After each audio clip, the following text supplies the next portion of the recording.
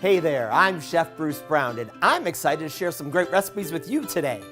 Here at Bruce's Fabulous Foods in Marion, North Carolina, we prepare some of the most exciting dishes in the whole Southeast.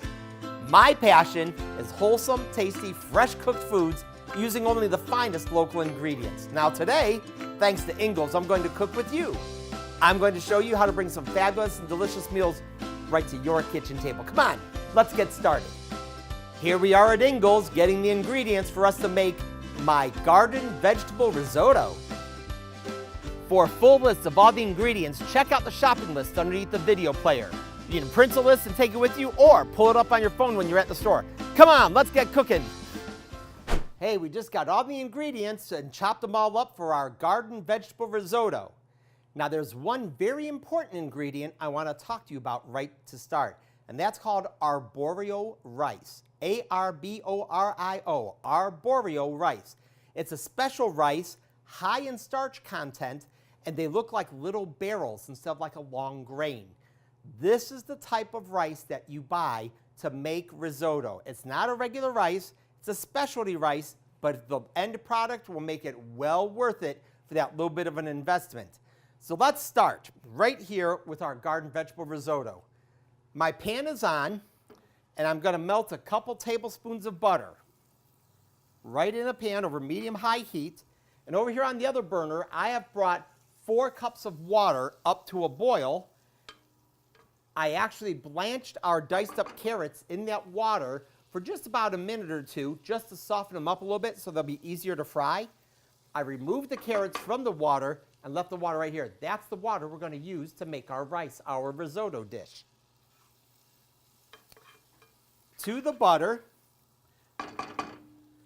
I'm going to add in about half a cup of diced up, the white parts diced up of green onions. Leave the greens, the green leafy parts for later on, but the white parts diced up into the pan, just like this, and don't lose any, because that provides a lot of flavor, but it's a nice mild onion. Your blanched off carrots, same way, put those in there. And about a half cup of diced up squash. If you like zucchini, you can use zucchini. If you'd rather have like a yellow crookneck squash, any kind of squash will do.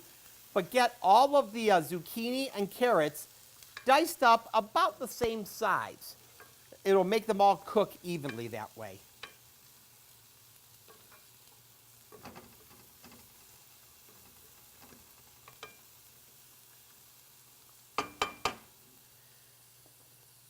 Now, to this, I'm going to add just a little bit of salt, a pinch of salt, and our rice.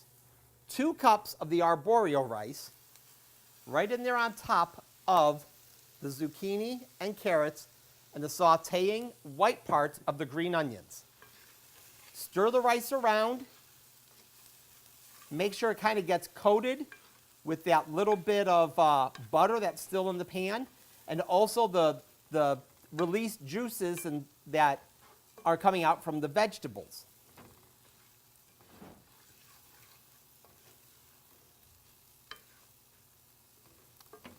Now, the key to risotto is to add the liquid to it slowly and let it slowly cook and absorb into the product.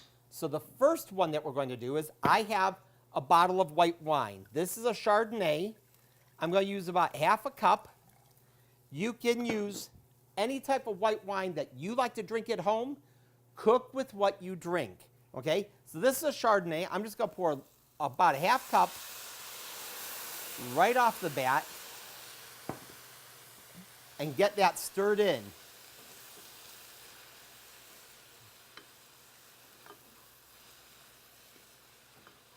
Just like this.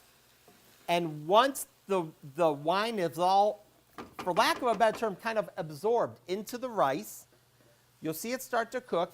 You don't want to let it get to a point where you have totally dry.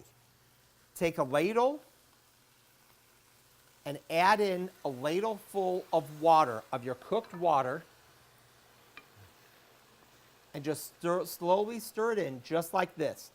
The rice is going to slowly cook. It's being flavored by the vegetables that are in there, But it's just like cooking a long grain rice, a longer cooking rice in your stove, and that it usually takes about 20 minutes total once you put the rice in the water. This is very, very similar. You're just adding the water in slowly, half cup to 3/4 of a cup at a time. Stir it through, and like I said, don't let it get totally dry. Add in the next cup. Keep this up all the time until you have used all 4 cups of your boiling water. Okay, we've got just about all 4 cups of our water. We're pouring the last bits of the 4 cups of boiling water that we cooked the carrots in, right in on top. Stir that last bit of water through.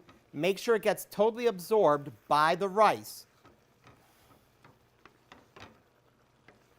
But keep it cooking until the very end, because that's what's going to make the rice that much softer. It is absorbing all the water just like it does with a long cooking rice with a lid on it.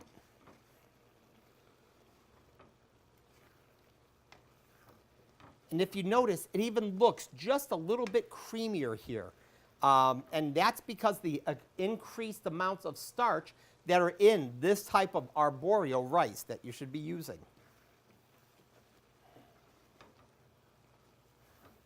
Now that we have it down, we are going to finish this dish with 2 more tablespoons of butter right in the middle, about a half cup of diced up tomatoes, and a half cup of Parmesan cheese.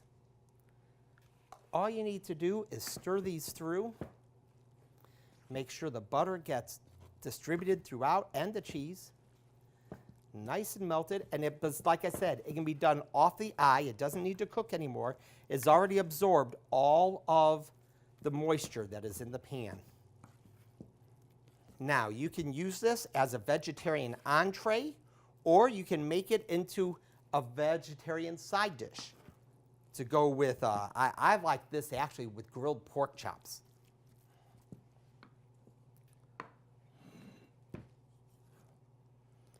Put it right in the bowl, nice and creamy with that cheese in it.